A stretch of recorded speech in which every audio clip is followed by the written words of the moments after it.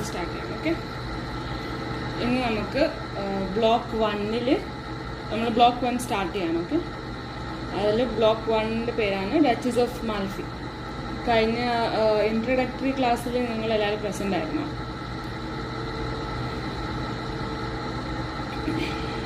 Hello, okay okay, no issues. എന്തായാലും okay, present ആയവർക്ക് കുറച്ചും കൂടി ഒരു ബെനിഫിഷ്യൽ ആയിരിക്കും, ബട്ട് ഇറ്റ് ഡസൻറ്റ് മാറ്റർ. അപ്പോൾ നമുക്ക് നമ്മുടെ ഫസ്റ്റ് ബ്ലോക്കിൽ ഡച്ചസ് ഓഫ് മാൽഫി ഫസ്റ്റ് യൂണിറ്റ് ആണ് കേട്ടോ.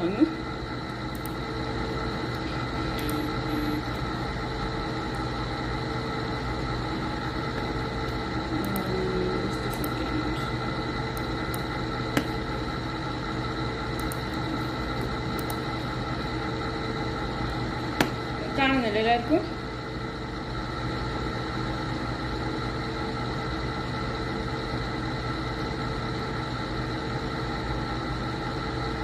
Otherwise,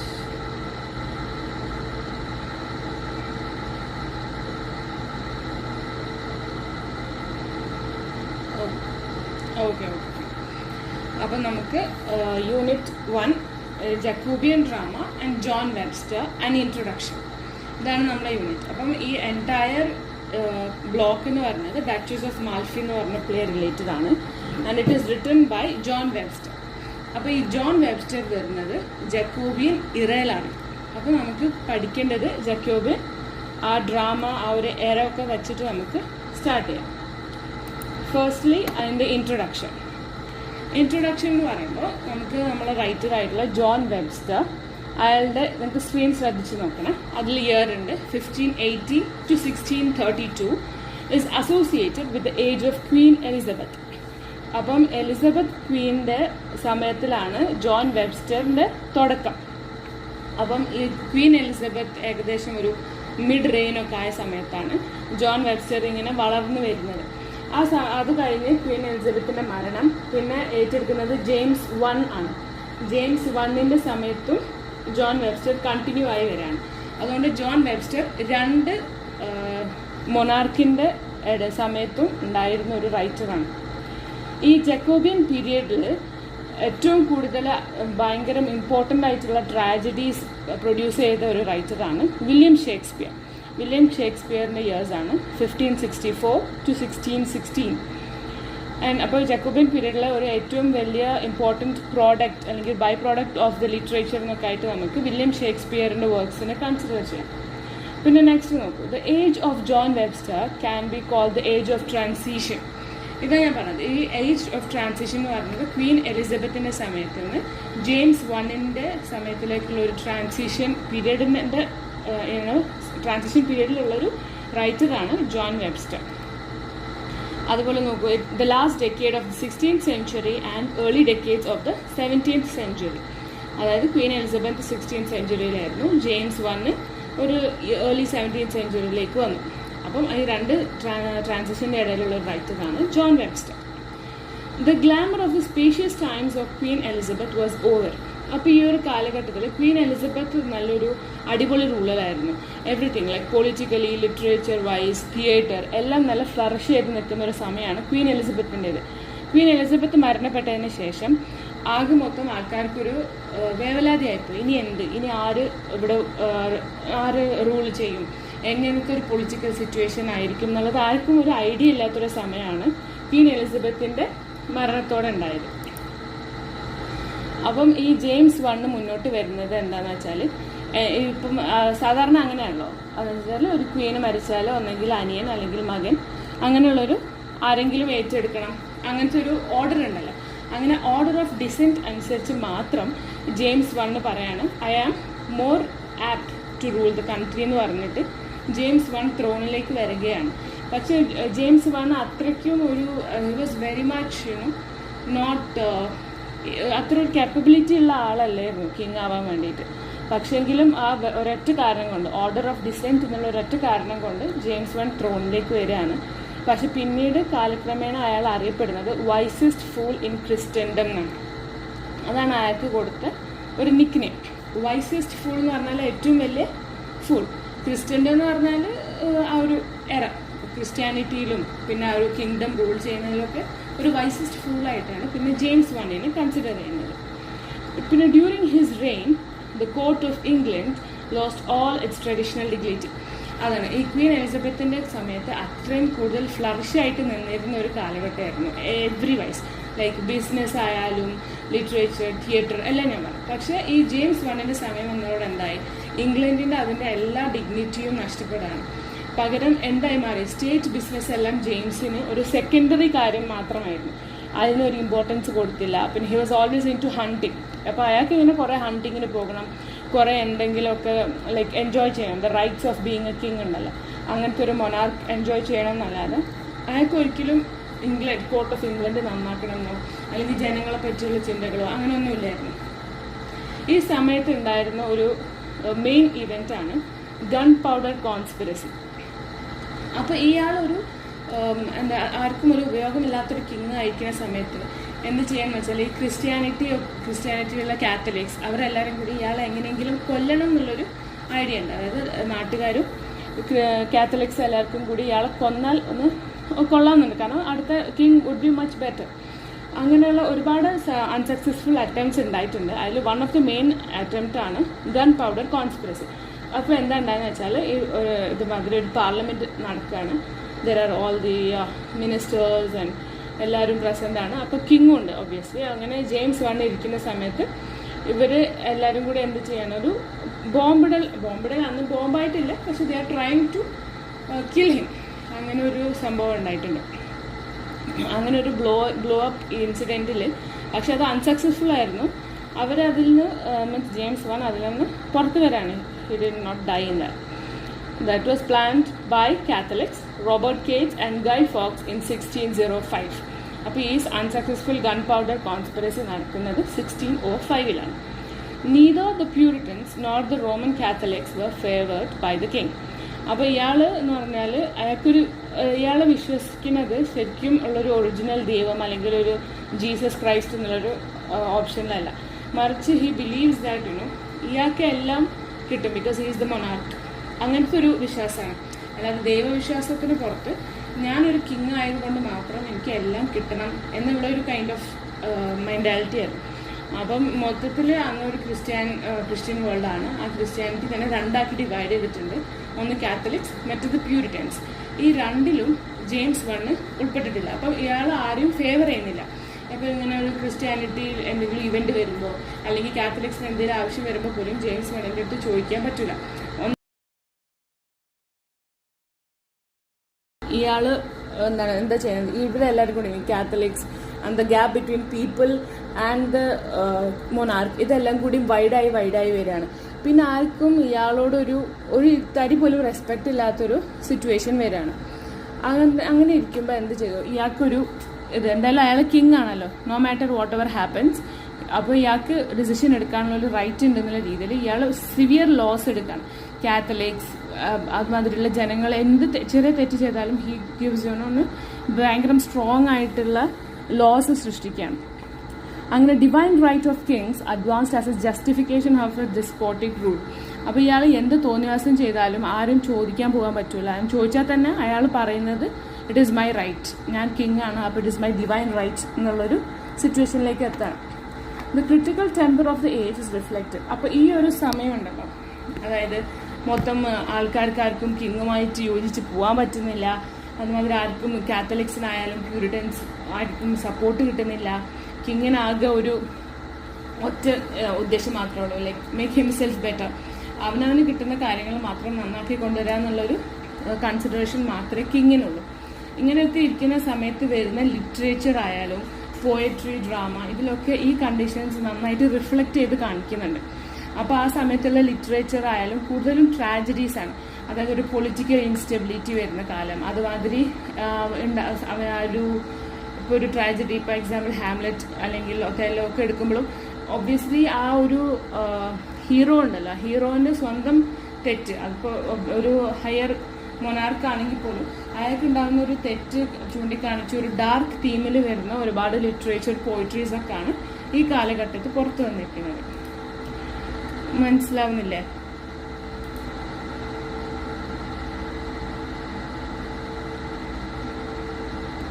ജോൺ ഡോൺ, ഡോണേൻ്റെ ഒക്കെ സമയം തന്നെയാണ്.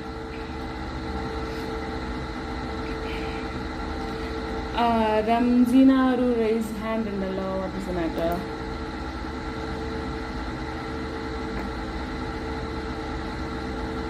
Is it okay? എല്ലാവർക്കും റെഡിയാണോ? Let me continue.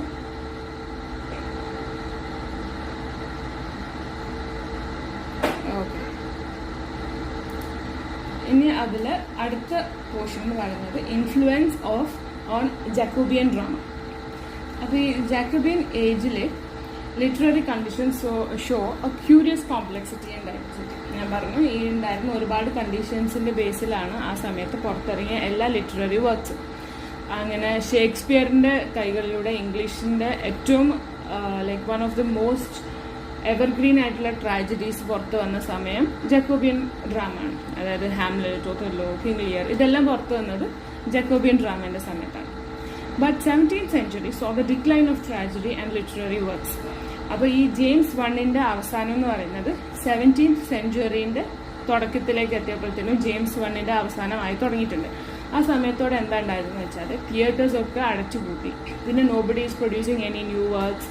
അപ്പോൾ ഒരു ട്രാജഡീൻ്റെയും ലിറ്റററി വർക്ക്സ് എല്ലാം ഒരു ക്ലോസിലേക്ക് എത്തിയ സമയമാണ്. With the advent of Webster on the literary scene, this languishing form got a new ray of hope and life. അപ്പോൾ ഈ ഒരു ട്രാൻസിഷൻ പീരീഡിൽ, അതായത് നമ്മൾ തിയേറ്റേഴ്സൊക്കെ ക്ലോസ് ആവുന്നതിൻ്റെ തൊട്ട് മുമ്പ് ആൾക്കാർ ഏറ്റവും കൂടുതൽ എൻജോയ് ചെയ്ത വർക്ക്സിൽ ഒന്നാണ് ജോൺ വെബ്സ്റ്ററിൻ്റേത്. പിന്നെ സെനക്ക and Machiavelli are the names who introduce the drama of this age. അപ്പോൾ ഈ ജാക്കോബിയൻ ഡ്രാമയിൽ ട്രാജഡീസ് എഴുതിയിട്ടുള്ള എല്ലാ ആൾക്കാരും അവർ ഇൻഫ്ലുവൻസസ് എടുത്തിരുന്നത് മെയിനായിട്ട് രണ്ടാൾക്കാരിലാണ്. One is Seneca and the other is Machiavelli. അപ്പോൾ ഈ രണ്ട് പേര് ഓർമ്മിച്ച് വെച്ചോളൂ. ഈ സെനക്ക ആൻഡ് മാക്കിയവെല്ലിൻ്റെ വർക്ക്സിലൂടെ എന്താണ് ഇംപ്രസ്ഡ് ആയിട്ടാണ് നമ്മുടെ ജാക്കോബിയൻ പീരിയഡിൽ ഒരുപാട് പേര് വർക്ക്സ് ഉണ്ടാക്കിയിട്ടുള്ളത്. അപ്പോൾ Italian philosopher and dramatist Seneca, just a minute, ഞാൻ I show you this. Italian philosopher and dramatist Seneca greatly influenced Webster. വെബ്സ്റ്ററിനെ ഏറ്റവും കൂടുതൽ ഇൻഫ്ലുവൻസ് ചെയ്ത ഒരു ഡ്രാമാറ്റിസ്റ്റ് ആണ് Seneca. Webster and his contemporaries found the Senecan theme of revenge most exciting.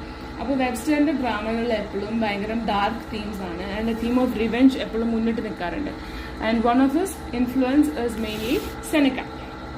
അപ്പം എന്താ സെനക്കൻ്റെ വർക്ക്സിൽ എപ്പോഴും ഉണ്ടായിരുന്നത് ഒരു ഹ്യൂമൻ മോട്ടീവ് ഓഫ് റിവെഞ്ച്, അല്ലെങ്കിൽ ഓവർ മാസ്റ്ററിങ് ഫെയ്റ്റ്.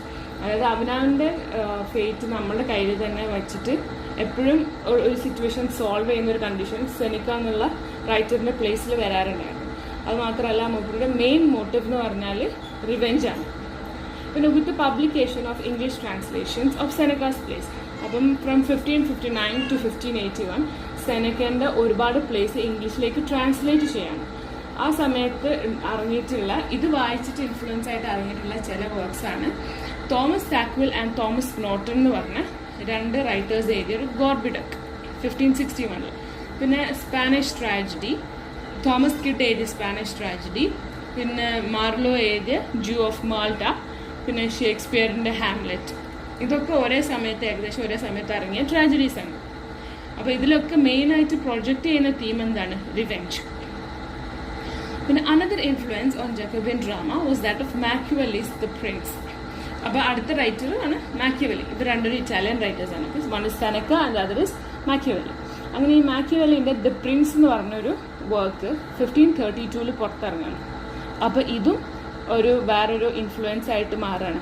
ഇതിലെന്താന്ന് വെച്ചാൽ മെയിനായിട്ട് മാക്കിയവെല്ലി ഒരു മെറ്റീരിയലിസ്റ്റിക് കണ്ടന്റ് ആണ് പുറത്തേക്ക് വരാൻ ശ്രമിച്ചതെങ്കിലും ഹി വാസ് മിസ്അണ്ടർസ്റ്റുഡ് ആസ് ഒരു സെറ്റാനിക് കൈൻഡ് ഓഫ് ഇന്റർപ്രിട്ടേഷൻ ഒക്കെ വരാൻ വെച്ചാൽ അന്നത്തെ ലോകം പ്യോർലി ക്രിസ്ത്യൻ ബേസ് ആണ്. അത് ചേർച്ചിന് അഗെയിൻസ്റ്റ് ആയിട്ട് ആരും നിൽക്കാൻ പാടില്ല എന്നുള്ളൊരു കാലത്ത് ഒരു സെറ്റാനിക് ഇന്റർപ്രിട്ടേഷൻ കൊണ്ടുവന്നൊരു വർക്കായിട്ടാണ് മാക്കിയവെല്ലീസിന്റെ പ്രിൻസ് കൺസിഡർ ചെയ്തത്. This influenced Webster. അപ്പോൾ വെബ്സ്റ്ററിൻ്റെ ഏറ്റവും രണ്ട് ഫേമസ് വർക്ക്സ് ആണ് the white Devil and the Duchess of മാൽഫി. അപ്പോൾ ഇതിൽ രണ്ടിലും ഇങ്ങനത്തെ ഒരു ഡാർക്ക് കൈൻഡ് ഓഫ് കോമ്പോസിഷൻ കൊണ്ടുവരാൻ വെബ്സ്റ്ററിനെ ഇൻഫ്ലുവൻസ് ചെയ്തത് ഈ ദ പ്രിൻസും പിന്നെ സെനക്കൻ്റെ മോട്ടീവ് ഓഫ് റിവെഞ്ചും ആണ്. പിന്നെ ഈ വെബ്സ്റ്ററിൻ്റെ കാലഘട്ടം എന്ന് പറഞ്ഞാൽ ഞാൻ പറഞ്ഞല്ലോ ക്വീൻ എലിസബത്തിൻ്റെയും ജെയിംസ് ബോണ്ടിൻ്റെയും ഇടയിലുള്ളൊരു കാലഘട്ടമാണ്. അപ്പോൾ ഹി ഹാഡ് ഹിസ് എന്നുവെച്ചാൽ മൂപ്പര് എല്ലാ വർക്ക്സും രണ്ട് ഒരു കൈൻഡ് ഓഫ് ഓൾഡ് കൺസെപ്റ്റ്സും ന്യൂ കൺസെപ്റ്റ്സും തമ്മിലുള്ള ഒരു കൊളീഷനാണ് മൂപ്പര് വർക്ക്സ്. അപ്പോൾ വെബ്സ്റ്റേഴ്സ് റൈറ്റിംഗ് എപ്പോഴും എന്തിനാണ് ശ്രമിച്ചിരുന്നത്? ഒരു ന്യൂ മോറൽ സിസ്റ്റം കൊണ്ടുവരാനും ന്യൂ സെറ്റ് ഓഫ് വാല്യൂസ് കൊണ്ടുവരാനാണ് ജോൺ വെബ്സ്റ്ററിൻ്റെ റൈറ്റിങ്സ് എപ്പോഴും ശ്രമിച്ചിരുന്നത്. ഈ അത്ര ഒരു സ്പിരിച്വൽ ലെവലിലേക്കൊന്നും മൂപ്പർക്ക് ഉത്തരങ്ങളില്ലായിരുന്നു. Like what happens after death, അപ്പം അതുമാതിരി ദൈവം, അങ്ങനത്തെ ഒരു സൂപ്പർ പവർ, ഏഞ്ചൽസ്, ഇതിനെ പറ്റിയൊന്നും മൂപ്പർക്ക് അത്ര ഒരു അറിവില്ല, എങ്ങനെ ജനങ്ങളുടെ ക്വസ്റ്റ്യൻസിന് ഉത്തരം കൊടുക്കണമെന്നൊന്നും. പക്ഷെ one thing that he was sure of is ഒരു പുതിയ ഒരു മോറൽ സിസ്റ്റം ഉണ്ട്. ജസ്റ്റ് ക്രിസ്ത്യാനിറ്റി മാത്രമല്ല, അല്ലെങ്കിൽ ചേർച്ച് പറയുന്നത് മാത്രം ചെയ്ത് ജീവിക്കേണ്ട ഒരു സിറ്റുവേഷൻ നമുക്ക് ആർക്കുമില്ല എന്നുള്ളൊരു വെളിപ്പാട് മാത്രം വെബ്സ്റ്റർ ഉണ്ടായിരുന്നു. പിന്നെ Webster brings passionate curiosity to a consideration of these questions. അപ്പം എന്തൊക്കെ വന്നാലും like in his characters Webster ഒരു കാര്യം ശ്രദ്ധിച്ചിരുന്നു. ഏറ്റവും കൂടുതലും like he concentrates upon moments of high crisis. അതായത് അവനവൻ്റെ ജീവിതത്തിലാണ് ഏറ്റവും ബുദ്ധിമുട്ടുള്ള സിറ്റുവേഷൻസ് ഒക്കെ കടന്നു പോകുന്ന ഒരു കണ്ടീഷൻ വരും അവരുടെ ക്യാരക്ടേഴ്സിന് വെബ്സ്റ്ററിൻ്റെ വർക്ക്സിൽ. പക്ഷേ ഏറ്റവും കൂടുതൽ എന്താ വെച്ചാൽ ഡെത്ത് വരെ എത്തും. അപ്പോൾ മൂപ്പര് വെബ്സ്റ്റർ പുറത്തേക്ക് കൊണ്ടുവരാൻ ശ്രമിക്കുന്നത് എന്താ വെച്ചാൽ ആ ഒരു വേർജ് ഓഫ് ഡെത്തിൽ ഇങ്ങനെ എത്തിയിട്ട് അവിടെ ഇങ്ങനെ ഹോൾഡ് ചെയ്യും ആ ക്യാരക്ടേഴ്സിനെ. അപ്പോൾ നമ്മൾ നമ്മുടെ തന്നെ ലൈഫിനെ ഇങ്ങനെ ക്വസ്റ്റ്യൻ ചെയ്യും. ഇപ്പോൾ നമ്മൾ വായിക്കുമ്പോൾ നമുക്ക് ഇങ്ങനെ തോന്നും നമ്മൾ ആ ക്യാരക്ടറിൻ്റെ കൂടെ ട്രാവൽ ചെയ്ത് eventually when the character is about to die, മരിക്കാനാകുമ്പോൾ നമുക്ക് തന്നെ ഇങ്ങനെ തോന്നും ഓക്കെ നമ്മളും ഈ ഒരു സിറ്റുവേഷനിലൂടെ കടന്നു പോകുമ്പോൾ when we are about to die നമ്മൾ ഇതുവരെ ചെയ്ത കാര്യങ്ങൾ, ഹൗ ആർ ലൈഫ് വാസ്, ഇതൊന്നും നമുക്ക് അപ്പോൾ ഇനിയൊന്നും തിരിച്ച് ചെയ്യാനോ അല്ലെങ്കിൽ തിരിച്ചെടുക്കാനോ ഒന്നും കഴിയാത്തൊരു സിറ്റുവേഷൻ വരും. അപ്പം നമ്മളും ആ ഒരു ക്യാരക്ടറിൻ്റെ കൂടെ ട്രാവൽ ചെയ്തിട്ട് ആ ഒരു ഹയർ പവറിലേക്ക് എത്താൻ പോകുമ്പോൾ നമ്മൾ ആ ഒരു ക്യാരക്ടറിനെ പോലെ തന്നെ നമ്മളും ആ ഒരു ക്രൈസിസ് സഫറിങ്ങും ഒക്കെ മനസ്സിലാക്കി ആ ഒരു പീസാണ് അയാൾ കൺസിഡർ ചെയ്യുന്ന ഡെത്ത് എന്നുള്ളത് ഒരു പീസ് സിറ്റുവേഷനാണ്. അപ്പോൾ ആ പീസിലേക്ക് എത്തുന്ന ഒരു കൈൻഡ് ഓഫ് ഒരു സുഖം ഉണ്ടല്ലോ. അയാൾ ഡെത്ത് ഒരു ഈവിലായിട്ടല്ല കൺസിഡർ ചെയ്യുന്നത്, പക്ഷെ ആ ഒരു നമ്മുടെ ലൈഫിൻ്റെ ആ ക്രൈസിസും സഫറിങ്ങും ഇതെല്ലാം കഴിഞ്ഞിട്ടുണ്ടാകുന്ന ഒരു പീസായിട്ടാണ് ഡെത്തിനെ വെബ്സ്റ്റർ എപ്പോഴും പോർട്രേ ചെയ്യാറ്. Next section is A brief history of English drama and tragedy before Webster. അപ്പോൾ ഇതിൽ നമ്മൾ പറയുന്നത് എന്താണെന്ന് വെച്ചാൽ വെബ്സ്റ്ററിൻ്റെ മുമ്പ് എങ്ങനത്തെ ഡ്രാമയും ട്രാജഡീസും ഒക്കെയാണ് ഉണ്ടായിരുന്നത് എന്നുള്ളതാണ്. അപ്പോൾ 11th century മുതലേ പല പല നേഷൻസ് ഇങ്ങനെ ഡ്രാമാസൊക്കെ പുറത്തു കൊണ്ടുവരുന്നുണ്ട്. പിന്നെ earliest dramatic portrayal in England is believe to have been performance of a Latin play.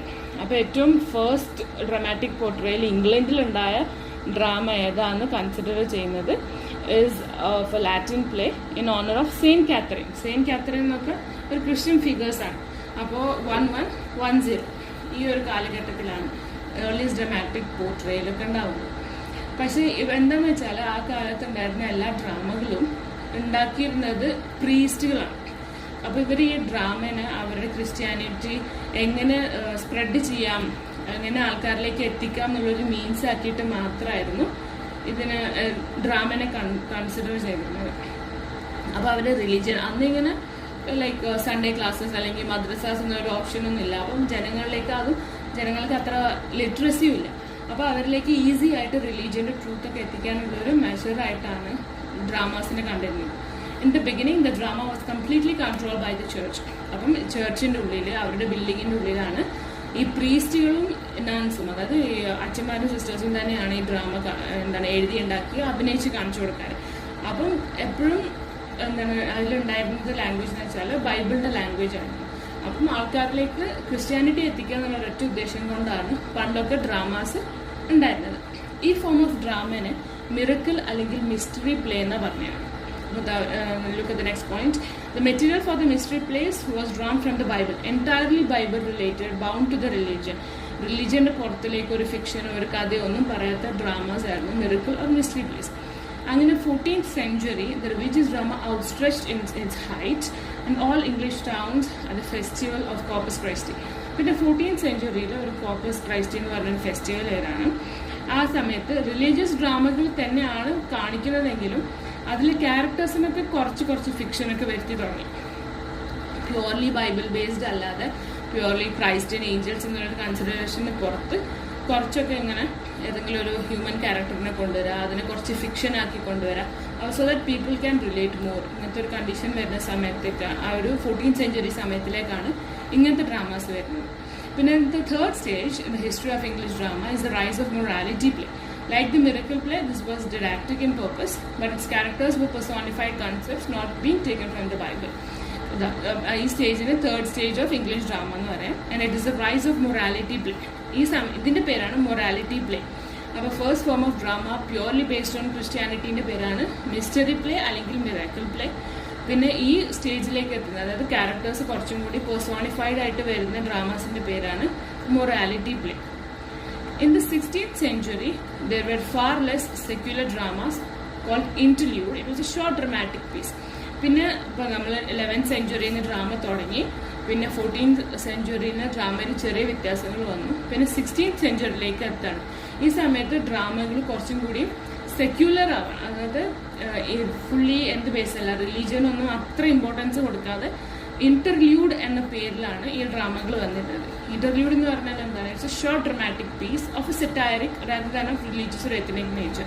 അതായത് റിലീജിയനൊന്നും അത്ര ഇമ്പോർട്ടൻസ് കൊടുക്കാതെ ഒരു സെറ്റയർ ആയിട്ട് പ്രൊഡ്യൂസ് ചെയ്യുന്ന ഒരു ഡ്രാമ, ചെറിയ ഡ്രാമ ആയിരിക്കും. It was called interlude. And interlude കൂടുതലും ഈ ലോർഡ്സ് ഉണ്ടല്ലോ, കിങ്സ് കഴിഞ്ഞിട്ട് ലോർഡ്സ് എന്നുള്ളൊരു സിസ്റ്റം ഉണ്ട്. അപ്പം ലോർഡ്സിനും അത്യാവശ്യം എല്ലാ ബെനിഫിറ്റ്സും എൻജോയ് ചെയ്യും, പക്ഷെ ഒരു മൊനാർക്കാണെന്നുള്ളൊരു ഇത് മാത്രം ഉണ്ടാവില്ല, ഒരു പവർ ഉണ്ടാവില്ല എന്ന് മാത്രമേ ലോർഡ്സിനുള്ളൂ. അപ്പം ലോർഡ്സിന് ഒരുപാട് സെർവൻസ് ഉണ്ടാവും. അപ്പോൾ ഈ ലോർഡ്സിനെ സാറ്റിസ്ഫൈ ചെയ്യാൻ വേണ്ടിയിട്ടാണ് ഈ ഹൗസ് ഹോൾഡ് സെർവൻസ്, അതായത് ആ വീട്ടിലുള്ള ലോർഡിൻ്റെ വീട്ടിലുള്ള എല്ലാ സെർവൻസും കൂടി തട്ടിക്കൂട്ടുന്ന ഒരു ചെറിയ ഡ്രാമേൻ്റെ പേരായിരുന്നു interlude. It was hour under direct impact of Renaissance. പക്ഷെ പിന്നെ ഈ ഇംഗ്ലീഷ് കോമഡീസ് ആൻഡ് ട്രാജഡീസ് ഇതെല്ലാം കൂടിയും നമ്മൾ ഈ ചെറിയ ഇന്റർലൂഡ് എന്നുള്ള ഡ്രാമയിൽ നിന്ന് മൊത്തം കോമഡി ട്രാജഡി കൈൻഡ് ഓഫ് സിറ്റുവേഷനിലേക്ക് എത്തുന്നത് directly under the influence of renaissance. അപ്പോൾ ഈ പഴയ ഡ്രാമകളിൽ നിന്നൊക്കെ ഒരു ടോട്ടൽ ചേഞ്ച് വരുന്നത് റിനൈസൻസിന്റെ തുടക്കത്തിൽ നിന്നാണ്. The rhymes slowly the themes slowly shifted from morality to serious issues into history. അപ്പോൾ എന്തൊക്കെ വ്യത്യാസങ്ങളാണ് വന്നതെന്ന് വെച്ചാൽ റിലീജിയൻ അല്ലെങ്കിൽ ഒരു സെൻസ് ഓഫ് മൊറാലിറ്റി, അതായത് എങ്ങനെ മനുഷ്യന്മാർക്ക് നല്ലപോലെ ജീവിക്കണം എന്നുള്ളൊരു ബുക്ക് അല്ലെങ്കിൽ ഒരു കൈൻഡ് ഓഫ് ഇൻസ്ട്രക്ഷൻ എന്നുള്ളതിനപ്പുറം ഹിസ്റ്ററി, കോമഡി, ട്രാജഡി ഇങ്ങനത്തെ എല്ലാ ജോൺറകളിലൂടെയും കടന്നു പോകാൻ തുടങ്ങിയത് റിനൈസൻസിന് ശേഷമാണ്. പിന്നെ അപ്പം ഇങ്ങനെ ഓരോ ചേഞ്ചുകൾ ഡ്രാമസിൽ വന്നു. പിന്നെ വരുന്ന രണ്ട് ടൈപ്സ് ഓഫ് ട്രാജഡിയാണ് medieval tragedy and Marlovian tragedy. അതായത് ഷേക്സ്പിയറിയൻ ഡ്രാമേൻ്റെ മുമ്പ് Christopher Marlowe is certainly the greatest figure. അപ്പോൾ എഴുതി വച്ചിട്ടുള്ള works like Tamburlaine, Doctor Faustus, Jew of Malta, ഇതൊക്കെ ക്രിസ്റ്റഫർ മാർലോൻ്റെ വർക്ക്സ് ആണ്. അപ്പോൾ one of the famous tragedies before Shakespeare. അപ്പോൾ ഷേക്സ്പിയറിന് വരെ എന്താണ് ഇൻസ്പിറേഷൻ കൊടുക്കുന്ന ടൈപ്പ് ഓഫ് ട്രാജഡീസ് ആയിരുന്നു ക്രിസ്റ്റഫർ മാർലോ എഴുതിയത്. These tragedies carry one central figure. അപ്പം മെയിനായിട്ട് ഇയാളുടെ എല്ലാ ട്രാജഡീസിലും മസ്റ്റായിട്ട് ഉണ്ടാകുന്ന കൺസെപ്റ്റുകളാണ് lust for power, beauty or knowledge. ഒന്നെങ്കിൽ സെൻട്രൽ ക്യാരക്ടേഴ്സിന് പവർ വേണ്ടി വരും, അല്ലെങ്കിൽ for some other beauty like female attraction or male attraction, അല്ലെങ്കിൽ നോളജ്.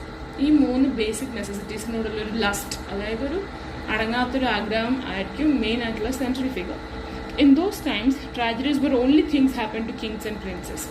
അപ്പോൾ അന്നത്തെ കാലത്ത് വെച്ചാൽ മാർലോൻ്റെ മുമ്പ് എന്താണെന്ന് വെച്ചാൽ ഈ ട്രാജഡി വർക്കുകളിലൊക്കെ കൊണ്ടുവരുന്ന മെയിൻ ക്യാരക്ടർ ഒന്നെങ്കിൽ കിങ് ആവും അല്ലെങ്കിൽ പ്രിൻസ് ആവും. എന്നിട്ട് ഇവർക്ക് വരുന്ന പ്രശ്നങ്ങൾ അല്ലെങ്കിൽ അവരുടെ ലൈഫിലുണ്ടാകുന്ന സ്ട്രഗിൾസൊക്കെ വെറും ഫെയ്റ്റ് ആയിട്ട് കൺസിഡർ ചെയ്യുക. അത് ദൈവം തന്നു വെച്ചാൽ അവരുടെ സിൻസ്, അവർ കിങ്സ് ആൻഡ് പ്രിൻസസ് എന്ന് പറഞ്ഞാൽ ഒരുപാട് തെറ്റുകൾ ചെയ്യുന്നൊരു മനുഷ്യർ, ഒരു ഡാർക്ക് കൈൻഡ് ഓഫ് ഇമേജാണ് അവർക്കുള്ളത്.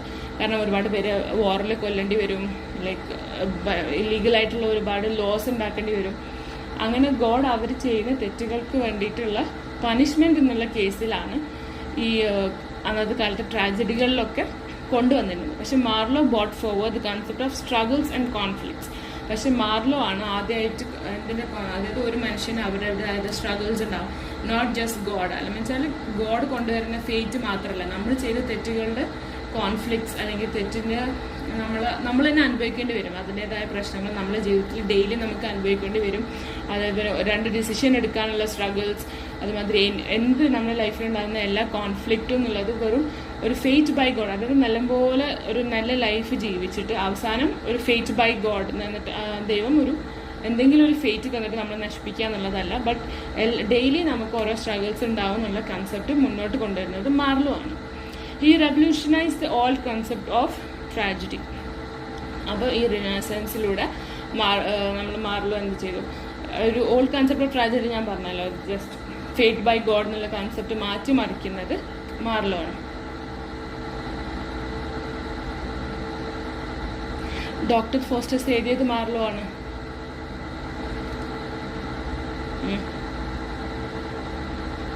അതെ, മൂപ്പരെ വർക്കിലുള്ള കൺസെപ്റ്റ് ഇതാണ്. പിന്നെ നിങ്ങൾ ഡൗട്ട് ഇപ്പം ഉണ്ടെങ്കിൽ like save it for the end of the class. വെച്ചാൽ നിങ്ങളിങ്ങനെ മൈക്ക് ഓൺ ആക്കി ചോദിക്കുകയാണെങ്കിൽ എനിക്ക് കേൾക്കാം, പക്ഷെ നിങ്ങൾ ടൈപ്പ് ചെയ്താൽ എനിക്ക് കാണൂല. ഞാൻ ടോട്ടലി PPT ആണ് എൻ്റെ സ്ക്രീൻ. അപ്പം if you have doubts and you are not ready to on the mic, നമുക്ക് ലേറ്റർ ചെയ്യുന്നേക്കാം. ഓക്കെ. പിന്നെ അടുത്ത point, he brought forward the concept of blank verse. അപ്പം പൊതുവെ പോവംസ് എഴുതുമ്പോൾ ഒരു വിചാരം ഉണ്ടായിരുന്നു, എപ്പോഴും റൈമിങ് സ്കീം വേണം. Like if you one is bed, അടുത്ത ലൈനിൽ എന്തായാലും അവസാനം ഡെഡ് എന്ന് വരണം. അങ്ങനത്തെ ഒരു കൈൻഡ് ഓഫ് റൈമിങ് സ്കീം നിർബന്ധമാണ് എന്നുള്ളൊരു കൺസെപ്റ്റ് ഉണ്ടായിരുന്നു. അത് മാറ്റിമറിച്ചത് ക്രിസ്റ്റഫർ മാർലോ ആണ്. Christopher Marlowe he wrote beautifully in blank verse. അപ്പം ബ്ലാങ്ക് വേഴ്സ് ആകുമ്പോൾ എങ്ങനെ എഴുതാം എന്നുള്ളൊരു കൺസെപ്റ്റ് പുറത്ത് കൊണ്ടുവരുന്നത് മാർലോ ആണ്. പിന്നെ he added poetic grandeur, poetic excellence. അപ്പോൾ ഇയാൾ എഴുതുന്ന പോയം ഭയങ്കര ട്രാജിക് ആണെങ്കിൽ പോലും, അതിൻ്റെ കൺസെപ്റ്റ് ട്രാജിക് ആണെങ്കിലും ബ്യൂട്ടിഫുൾ ലാംഗ്വേജ്, അതേമാതിരി ഗ്രാൻഡ് ആയിട്ടുള്ള പോയറ്റിക് ഇതുണ്ടല്ലോ tools, poetic tools like simile, metaphor, ഇതൊക്കെ യൂസ് ചെയ്തിട്ട് ഭയങ്കര അടിപൊളിയാക്കിയിട്ട് എഴുതുന്ന ഒരു കഴിവ് ആർക്കുണ്ടായിരുന്നു, മാർലോ ഉണ്ടായിരുന്നു. In brief, Marlowe's tragedies are essentially one-man plays. It's about the mastering passion of the tragic heroes for the impossible. അപ്പോൾ ചുരുക്കി പറയാന്നുണ്ടെങ്കിൽ മാർലോന്റെ ട്രാജഡീസ് എപ്പോഴും ഒരു 1-man പ്ലേ ആയിരുന്നു. അതായത് ഒരാളെ ചുറ്റിപ്പറ്റിയിട്ട്, അതായത് hero will be A single person, അയാളെ ചുറ്റിപ്പറ്റിയിട്ടുള്ള ഡ്രാമാസാണ് മേജറായിട്ട് ആ തീം മുന്നോട്ട് കൊണ്ടുവന്നത് ഒരാളായിരിക്കും. എന്നിട്ട് അയാൾക്ക് ഉണ്ടാകുന്ന ഒരുപാട് ട്രാജഡീസ്, പിന്നെ അയാൾ എടുക്കുന്ന ഏതെങ്കിലും ഒരു തെറ്റായ ഡിസിഷൻ കാരണം അയാൾക്ക് ഭയങ്കര ടെറിബിൾ സഫറിങ് ഉണ്ടാവും. ആൻഡ് ദെൻ ഇത് സഫറിങ് എല്ലാം കഴിഞ്ഞ് അൾട്ടിമേറ്റ്ലി അവർ ഒരു മരണം അല്ലെങ്കിൽ അവർ എന്തെങ്കിലും ഒരു എൻറ്റയർലി ഡാർക്ക് ഫേസ് ഓഫ് ലൈഫിലേക്ക് പോകുന്ന ഒരു കൈൻഡ് ഓഫ് റൈറ്റിംഗ്സ് ആണ് മിക്കവാറും മാർലോ എഴുതിയിട്ടുള്ളത്. Next is the Senecan or horror tragedy.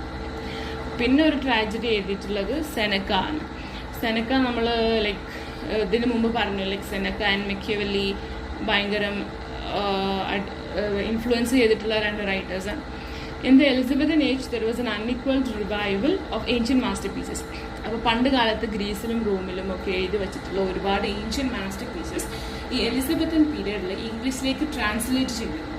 അങ്ങനെ ഫസ്റ്റ് ആയിട്ട് സെനക്കേൻ്റെ ഇംഗ്ലീഷിലേക്ക് ട്രാൻസ്ലേറ്റ് ചെയ്തതിനു ശേഷം ഇംഗ്ലീഷിൽ എഴുതിയതാണ് ഗോബഡിക് ഓർ ഫെറക്സ് എന്നൊക്കെ പേരിൽ അറിയപ്പെടുന്ന ഒരു വർക്കാണ് Thomas Sackville and Thomas Norton 1562. One of the famous tragedies of the times is Spanish tragedy. ഇത് നമ്മൾ ഇനീഷ്യലി ഫസ്റ്റ് ഫേസിൽ പറഞ്ഞിട്ടുണ്ട്. തോമസ് കിഡ് എഴുതിയ Spanish tragedy is very famous. One of the famous revenge tragedies ആണ്. പിന്നെ ഈ tragedies, ഈ സമയത്തുണ്ടായ ട്രാജഡീസിനൊക്കെ common ആയിട്ടുണ്ടായിരുന്ന features എന്ന് പറഞ്ഞാൽ images are used in plenty with very little of action and much narration. അപ്പോൾ എന്തെങ്കിലും ഒരു സാധനം ഇംപ്ലിമെൻറ്റ് ചെയ്യുമ്പോൾ അല്ലെങ്കിൽ എനി സോർട്ട് ഓഫ് കാര്യങ്ങൾ എക്സ്പ്ലെയിൻ ചെയ്ത് കൊടുക്കണമെന്നുണ്ടെങ്കിൽ കൂടുതൽ നറേഷനാണ് വിത്ത് വെരി ലിറ്റിൽ ആക്ഷൻ. ആ കാര്യങ്ങൾ അവിടെ എങ്ങനെ നടന്നു, വേർബുകളൊക്കെ ഉപയോഗം കുറച്ചിട്ട് കൂടുതൽ നറേഷൻ, ആ ഒരു പിക്ചർ നമുക്ക് ഫ്രെയിം ചെയ്ത് തരുന്നത് കൂടുതൽ വേർഡ്സ് ഉപയോഗിച്ചിട്ടാണ്.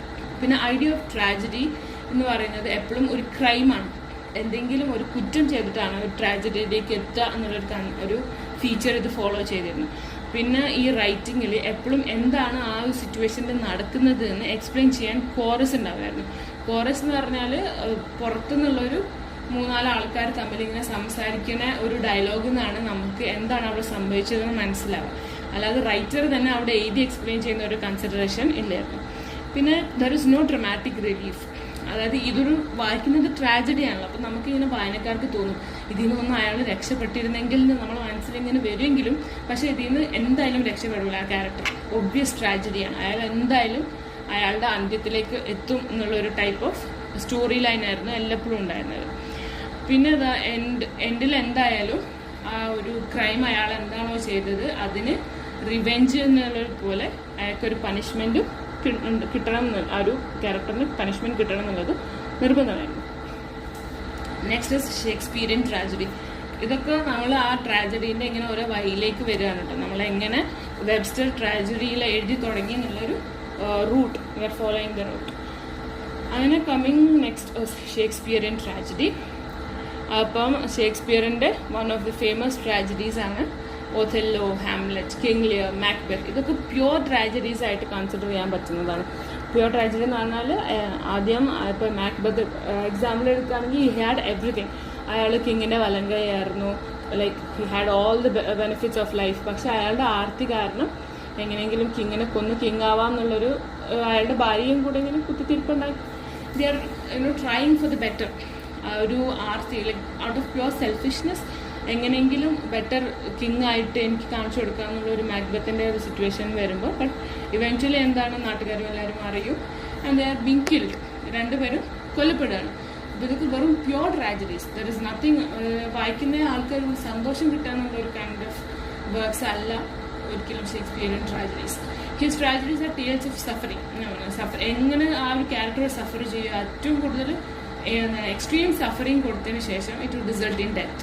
അങ്ങനത്തെ സഫറിങ്ങുകളാണ് ഉണ്ടാവുക. പിന്നെ ഷേക്സ്പിയറിയൻ ട്രാജഡിയിലൊരു പ്രത്യേകത എന്താണെന്ന് വെച്ചാൽ ഒരിക്കലും അയാളുടെ സഫറിങ് അല്ലെങ്കിൽ ഡെത്ത് എന്നുള്ളത് ഒരിക്കലും ഒരു ഡെസ്റ്റിനി അല്ലെങ്കിൽ ദൈവം തന്ന ഫെയ്റ്റ് എന്നുള്ളൊരു കൺസെപ്റ്റ് കൊണ്ടാവില്ല. It will always be a tragic flaw of the hero. ആ ഹീറോൻ്റെ ബിഹേവിയറിൽ ഉണ്ടായ എന്തെങ്കിലും ഒരു തെറ്റ്, ഒരു മേജർ തെറ്റായിരിക്കും ആ ഒരു ട്രാജിക് ഫ്ലോ എന്നുള്ള ഒരു സ്റ്റോറീൻ്റെ ലൈൻ തന്നെ മാറ്റിമറിക്കുന്ന ഫ്ലോ എപ്പോഴും അയാളുടെ ഉള്ളിൽ തന്നെ ഉണ്ടായ ഒരു ഡിസിഷൻ മേക്കിങ്ങിൽ എന്തെങ്കിലും ഉണ്ടായൊരു തെറ്റായിരിക്കും. It is his own flaw. അല്ലാതെ ഒരു പുറത്തുനിന്നുള്ള ഒരു ഏജൻസിനെ പോലും കുറ്റപ്പെടുത്താൻ പറ്റാത്ത രീതിയിലായിരിക്കും അതിൻ്റെ ഒരു story line. That is why Shakespearean tragedy has been called the apotheosis of the human spirit.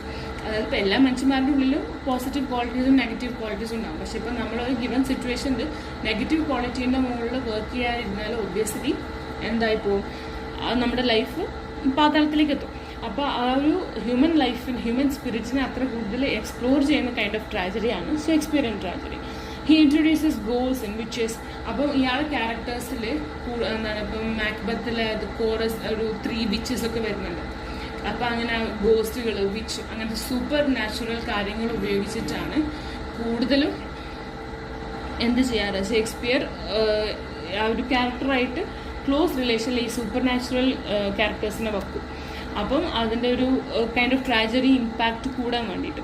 പിന്നെ ഷേക്സ്പിയർ ട്രാജഡി ഒരിക്കലും there is no poetic justice. He writes as he likes. ട്രാജഡിയിൽ എങ്ങനെയാണോ ഷേക്സ്പിയർ ഉദ്ദേശിക്കുന്നത് ആ വലിയ റൂൾസ് ഒന്നും ഫോളോ ചെയ്യാതെ എഴുതുന്ന ആളായിരുന്നു Shakespeare. Finally we reach John Webster. അങ്ങനെ ജോൺ വെബ്സ്റ്ററിൻ്റെ ഒരു ചെറിയ ബയോഗ്രഫി എന്ന് പറഞ്ഞാൽ അയാളെ പറ്റി കൂടുതലൊന്നും അറിയില്ല. ലൈക്ക് കറക്റ്റ് എവിടെയാണ് പഠിച്ചത്, like his parents names, birth year, അങ്ങനെ ഒക്കെ ഒരു ഏകദേശം വെച്ചിട്ടുള്ള ഒരു ഡേറ്റ മാത്രമേ ജോൺ വെബ്സ്റ്ററിൻ്റെ ഉള്ളൂ. ഈ maybe Johannes Webster's son, അങ്ങനെ മേ ബി, നമുക്ക് അത്ര ഉറപ്പില്ല. പിന്നെ ഇറ്റ് ഈസ് ക്വൈറ്റ് സെർട്ടൺ, അതായത് 1624 മൂപ്പർ മരിച്ചു പോയിട്ടുള്ളത് ഏകദേശം ഉറപ്പാണ്. പക്ഷെ 1570 ആണോ 80 ആണോ അതിൻ്റെ ഇടയിൽ എവിടെയോ ആണ് മൂപ്പര ജനനം. അങ്ങനത്തെ കുറേ ഒരു അറിയാത്ത ഒരുപാട് ഡേറ്റ ഉണ്ട് വെബ്സ്റ്ററിനെ കുറിച്ച്. പിന്നെ വെബ്സ്റ്റർ ബേസിക്കലി അറിയപ്പെടുന്നത് he's a revenge play writer, ഒരുപാട് ഹൊറർ ഡ്രാമാസ്. പിന്നെ he had beautiful capability with language, അതായത് ഭയങ്കര മാഗ്നിഫിസൻസ് ഓഫ് ഹിസ് ലാംഗ്വേജ്. അപ്പം എന്താണ് ഉദ്ദേശിക്കുന്നത് അതിഗംഭീരമായിട്ട് പുറത്തേക്ക് ലൈക്ക് എഴുതി കൽപ്പിക്കാൻ പറ്റുന്ന ഒരു റൈറ്ററായിരുന്നു ജോൺ വെബ്സ്റ്റർ. പിന്നെ ഈസ് എ മോറൽ ടീച്ചർ. ഞാൻ പറഞ്ഞു ജോൺ വെബ്സ്റ്ററിന് ദൈവം എന്നുള്ളൊരു ഇതിനെക്കാട്ടിലും കൂടുതൽ മുകളിൽ എന്തോ ഒരു പവർ ഉണ്ട് എന്നുള്ളൊരു കൺസെപ്റ്റ് ഉണ്ടായിരുന്നു. So he was a moral writer. എങ്ങനെ പോയാലും റൈറ്റിങ്ങിൽ എവിടെയെങ്കിലുമൊക്കെ ഒരു മൊറാലിറ്റി കൊണ്ടുവരാൻ ശ്രമിക്കായിരുന്നു John Webster. And this was John Webster's picture. പിന്നെ processed of free will, his will sin deliberately.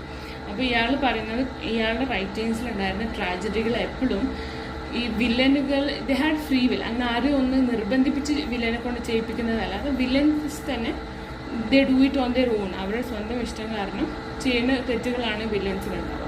പിന്നെ ഗുഡായിട്ടും ഈവിലായിട്ടും കൺസിഡർ ചെയ്യുന്ന റൈറ്ററായിരുന്നു ജോൺ വെബ്സ്റ്റർ.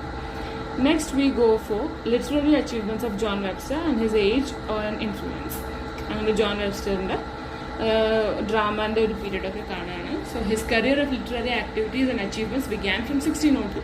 അങ്ങനെ 1602 first period of career start ചെയ്യുന്നത്. Initially John Webster he wrote along with other writers, സ്വന്തം works പുറത്തു കൊണ്ടുവരുന്നത് നല്ലൊരു he was not that famous. അപ്പം വേറെ റൈറ്റേഴ്സിൻ്റെ കൂടെ എഴുതിയിട്ടാണ് അത് like he published. Like look at the second point. He produced independent works as he was in collaboration with other dramatists. Heywood, Middleton, Marston, especially Dekker. ഈ 4 പേരൊക്കെ John Webster collaborate ചെയ്തിട്ടുള്ള famous റൈറ്റേഴ്സാണ്. അങ്ങനെ എഴുതിയിട്ടുള്ള 2 ഫേമസ് വർക്ക്സ് ആണ് Caesar's fall and the 2 ഹാർപ്പീസ്. ഇത് രണ്ടും അതിൽപ്പെട്ട famous works ആണ്. പിന്നെ ഇയാൾക്ക് ഉണ്ടായിരുന്ന ഒരു പീരീഡാണ് ഫ്രം 1610 to 14. ഈ കാലഘട്ടത്തിൻ്റെ ഇടയിലാണ് വെബ്സ്റ്ററിൻ്റെ ലിറ്ററേച്ചർ അച്ചീവ്മെൻറ്റ്സ് ഉണ്ടായത്.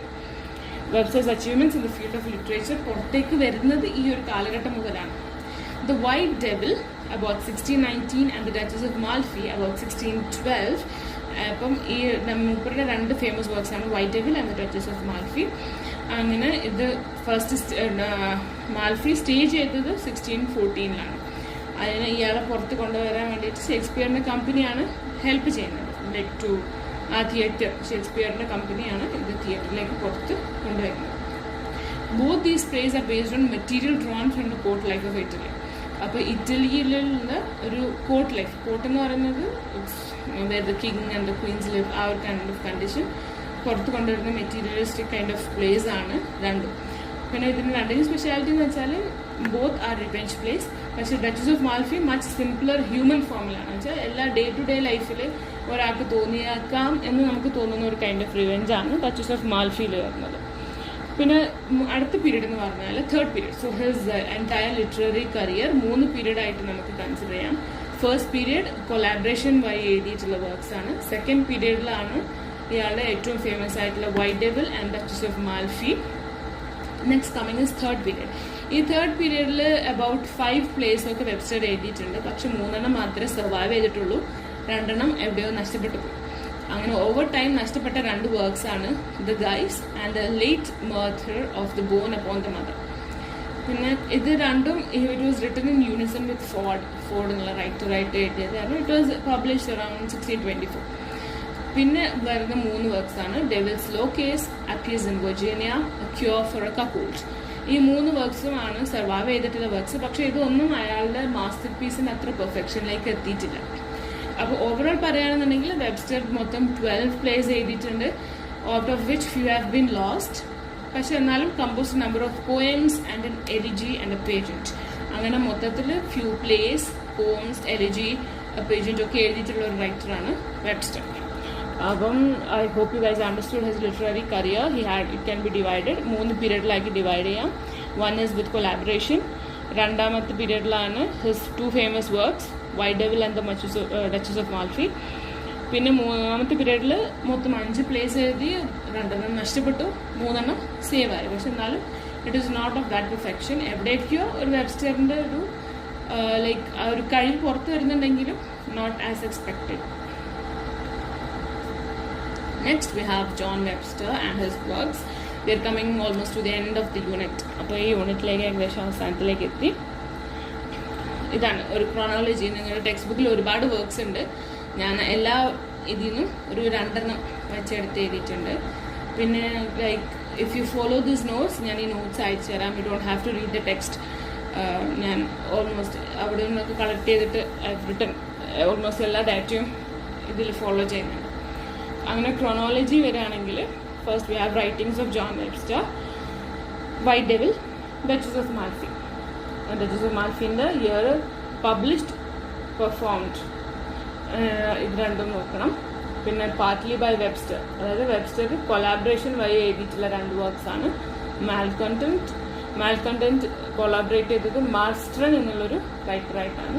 പിന്നെ ഡെക്കർ എന്നുള്ള റൈറ്ററായിട്ട് കൊളാബറേറ്റ് ചെയ്തിട്ടുള്ളത് famous history and sir Thomas Wyatt.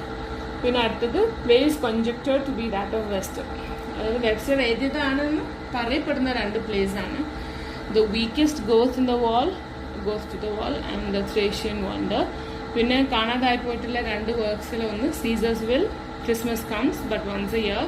പിന്നെ നോൺ ഡ്രമാറ്റിക് റൈറ്റിംഗ്സ്, ഡ്രാമകളല്ലാതെ എഴുതിയിട്ടുള്ളതാണ് ഒന്ന് commendatory verses of to Munday's translation. പിന്നെ ഓഡേ പ്രിഫിക്സ് ടു ഹാരിസൺസ്. ഇങ്ങനെ ഈ വർക്ക്സുകളൊക്കെ ഇതിന് എല്ലാത്തിനും ലൈക്ക് മോസ്റ്റ്ലി എസ്സേസ് ഒക്കെ എഴുതുമ്പോൾ you can give 1 or 2 here and their. Example ഇതിന് ഇപ്പം ഞാൻ ഒരുപാട് എക്സാമ്പിൾസ് 2 എഴുതി. Like learn as you can. കഴിഞ്ഞ 2 എക്സാമ്പിൾസ് ഒക്കെ എഴുതിയാൽ it will be beneficial for your like marks and staff. Okay, so first unit നമ്മൾ എൻഡിലേക്ക് വന്നിട്ടുണ്ട്.